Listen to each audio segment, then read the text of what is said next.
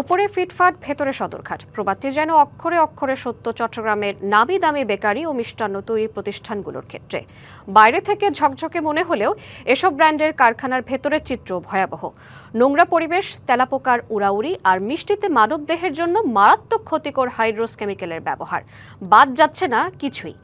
1 বছরে অর্ধশত প্রতিষ্ঠানকে 1.5 কোটি টাকা বেশি জরিমানা করা হলেও লাগাম টানা যাচ্ছে না। বাইরের রাজকীয় চাকচিক্য, ভেতরে নিকষ কালো অন্ধকার। চট্টগ্রাম নগরীর নন্দনকানন এলাকার মিষ্টি তৈরির প্রসিদ্ধ প্রতিষ্ঠান বোস ব্রাদার্স। সবখানেই রাজত্ব করছে ঝাঁকে ঝাঁকে তেলাপোকা। মিষ্টির সাথে তেলাপোকার এই মধুর সংসার দেখলে চোখ কপালে উঠবে যে কোনো সুস্থ মানুষের। শুধু এই প্রতিষ্ঠান নয়, হাইওয়ে সুইটস, মধুবন, ফুলকলি, পিউরিয়া, কে বেকারি, হোম রেসিপি থেকে শুরু করে বারকোট, সব প্রতিষ্ঠানেই চাকচিক্যের আড়ালে এভাবেই অস্বাস্থ্যকর পরিবেশে তৈরি হচ্ছে খাদ্যপণ্য।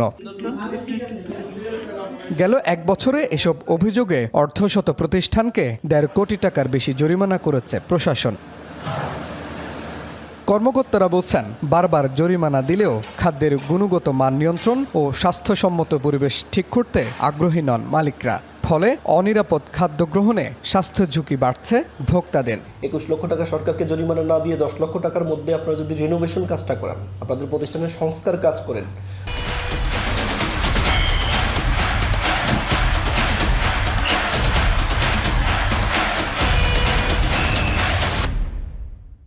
তাহলে সেখানে একটা কাঠামোগত আপনার নিরাপদ খাদ্য নিশ্চিতের দিক দিয়ে এগিয়ে যেতে পারবেন।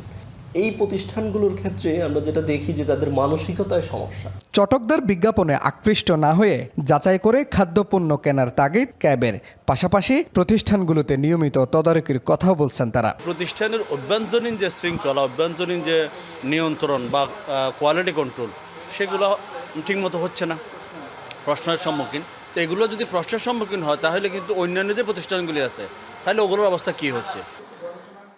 মানহীন পণ্য উৎপাদনে জড়িত প্রতিষ্ঠানগুলোকে জরিমানার পাশাপাশি সচেতন করা হচ্ছে। আগামীতে আইন না মানলে কঠোর হওয়ার বার্তা জেলা প্রশাসকের। প্রতি মাসেই প্রায় 30-40টির মতো মামলা হয়ে থাকে, কিন্তু আমরা এর মাধ্যমে কিন্তু আসলে খাদ্যের ভেজাল রোধ করা সম্ভব হবে না যদি না আমরা যারা খাদ্যে ভেজাল করছে তাদেরকে আমরা দৃষ্টান্তমূলক শাস্তি এবং তাদেরকে আমরা সচেতন না করতে পারি। একাধিকবার জরিমানার পরও খাদ্যের মান ও পরিবেশ নিয়ে উদ্যোগ নেন না মালিকরা।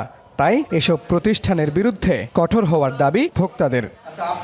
Mujibul Haque, DBC news, Chittagong.